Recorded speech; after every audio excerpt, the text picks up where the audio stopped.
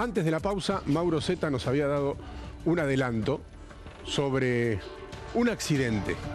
En su momento se supo que era un accidente, pero que tenía algunos matices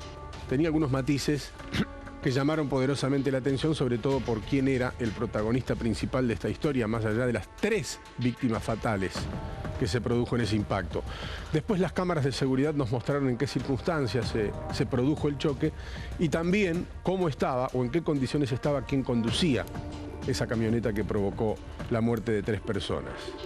Los detalles con Mauro Zeta y después la resolución judicial que evidentemente trae polémica. Sí, a ver, ese video documenta claramente cómo fue el accidente que protagonizó Gianmarco Dolce, el hijo de Bárbara Durán. Fue el 26 de abril de 2013. Miren el impacto tremendo donde esta Ford Ranger se lleva por delante, literalmente se le monta al auto de estos 3 obreros que estaban haciendo una parada para esperar a un cuarto para ir a trabajar a la altura de ruta 197 en Talar, Partido de Tigre. Este fue el accidente que fue noticia, sobre todo cuando supimos, mediante la investigación del fiscal Diego Molina Pico, que el imputado tenía un test de alcoholemia positivo que doblaba el máximo permitido para manejar. De 0,5 de alcohol en sangre tenía 1,14. La secuencia está cantada. Hay un camión que impide ver la derecha, no se puede pasar por la derecha. La camioneta que manejaba Dolce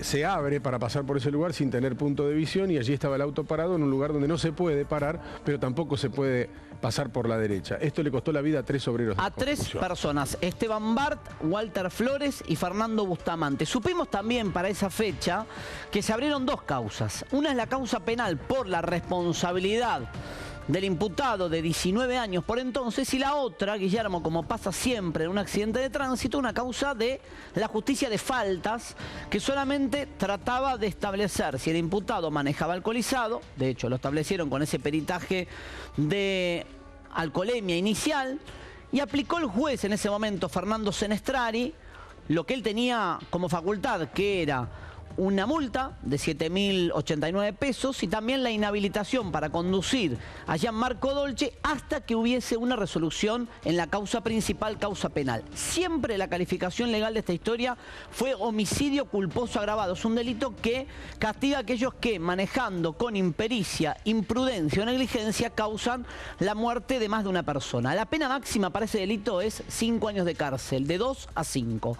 ¿Qué pasó o qué se conoció como noticia en las últimas horas que genera discusión, polémica, sobre todo en redes sociales? Lo que pasó es que hubo un acuerdo de partes, una facultad que existe, según la ley 13.433. Aún para un delito penal. Para delitos con penas que estén por debajo de los 6 años. Bien. Aclaramos eso. Para penas debajo de los 6 años existe una normativa que es la 13.433 en Provincia de Buenos Aires, que es una resolución alternativa a conflictos penales. Uno interpreta que la esencia de la norma es evitar que muchos casos de menor cuantía en cuanto al monto de la pena lleguen a una sentencia penal, acordando con un mediador. Ahora, qué impresionante, más allá de que lo dice la ley, es escucharte decir menor cuantía. En monto de pena. Sí, sí, ya sé, pero cuando murieron 3 personas. 3 personas, altísima cuantía. Además es cierto porque la pena máxima es de 5 años, aunque hayan muerto 3 personas. Exacto. Y aunque hayan manejado alcoholizado. Bien, con todo esto que decimos, lo que trascendió en las últimas horas es que hubo un acuerdo de partes.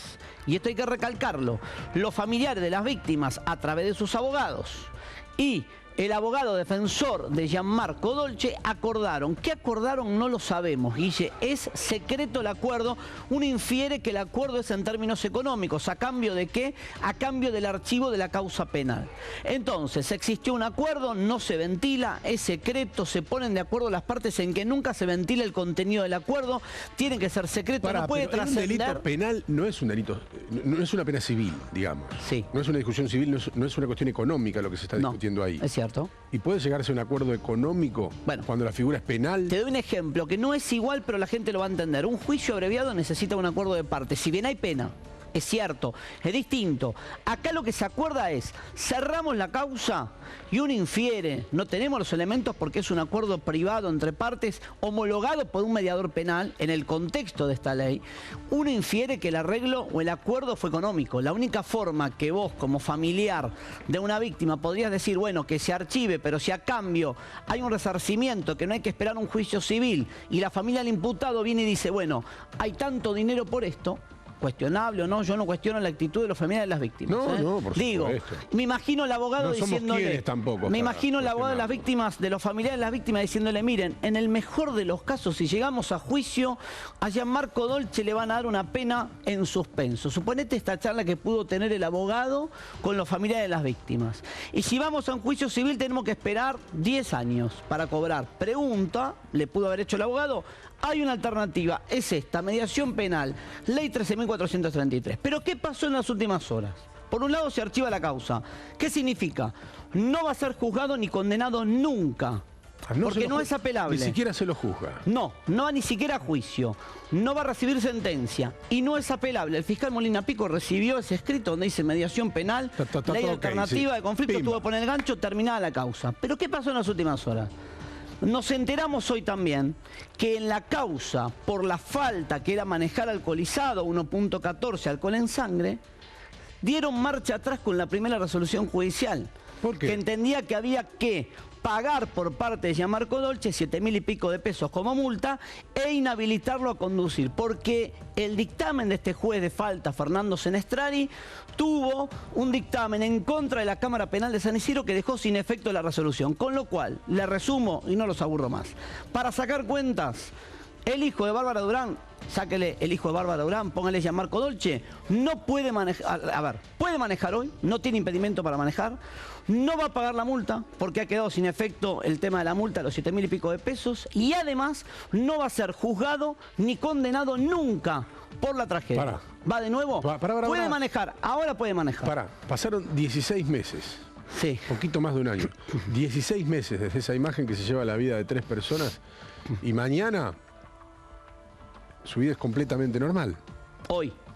Hoy es completamente normal. Sí. Y usted enojado, como mucha gente dirá, bueno, es legal.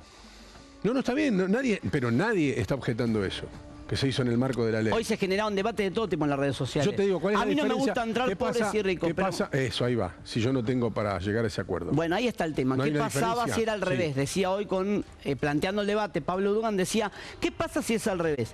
¿Qué pasa si Esteban Bart o Walter Flores o Fernando Bustamante atropellan a Gianmarco Dolce? No tienen alternativa de ir a una negociación económica, un acuerdo económico para evitar ir a debate. Entonces se ven obligados a ir a debate, tal vez terminaban presos. Es una pregunta, no lo sabemos. Como consuelo voy a decir que difícilmente terminen presos porque en Argentina absolutamente nadie, o casi nadie, no voy a decir tan absoluto, casi nadie va preso por una situación Insisto, como hay que ver cómo se la vendió el abogado querellante a los familiares. Por ahí les dijo, miren, saco cuentas. Si le dan 3, un tribunal puede ir a cumplir. La gente dice, con razón, me escribían hoy y me decían, che, pero más de 3 años es a cumplir. ¿Cuándo? La Hiena Barrios está en libertad con 4 años y medio de condena, porque la Cámara Penal lo sacó. Bancame un segundo, en vivo recaudación de julio ahora, ¿eh? Dale.